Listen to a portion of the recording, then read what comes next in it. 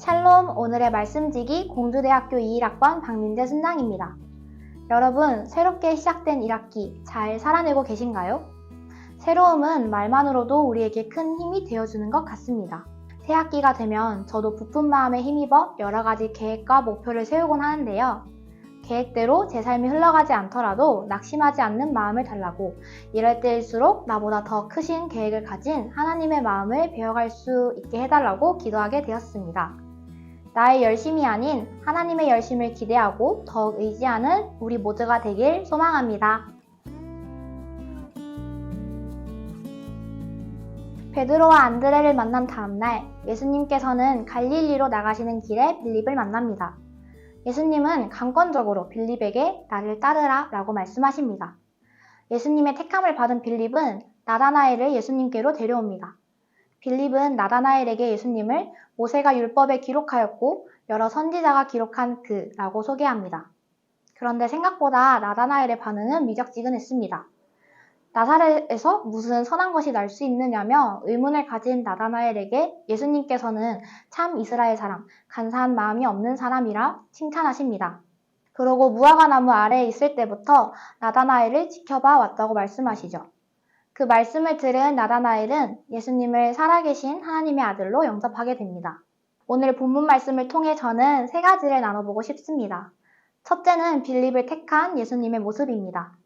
예수님을 하나님의 어린 양으로서 알아보았고 먼저 예수님께 나아가 그를 따랐던 베드로와 안드레와는 달리 빌립은 예수님께서 직접 찾아오셔서 자신을 따르라 말씀하십니다.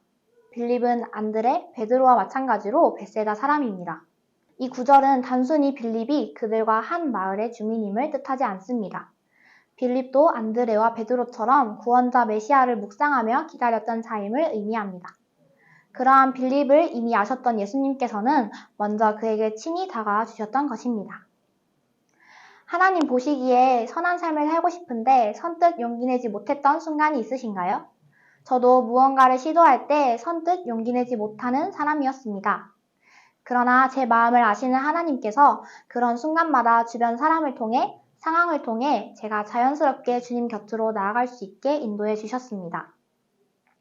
오늘 말씀을 통해 저의 이러한 작은 특성마저 인정하시고 그에 맞게 인도하시는 하나님의 따뜻한 마음을 묵상하게 되었습니다. 두 번째는 빌립이 나다나엘에게 예수님을 소개하는 모습입니다. 45절 말씀에서 빌립은 모세가 율법에 기록하였고 여러 선지자가 기록한 그 일을 우리가 만났으니 요셉의 아들 나사렛 예수니라 라고 나다나엘에게 예수님을 전합니다. 저는 빌립이 보여준 전도의 태도에 주목하게 되었습니다. 빌립은 여러 믿음의 조상들이 예수님에 대하여 성경에 기록된 바를 언급하며 하나님의 언약에 근거하여 예수님을 증거했습니다.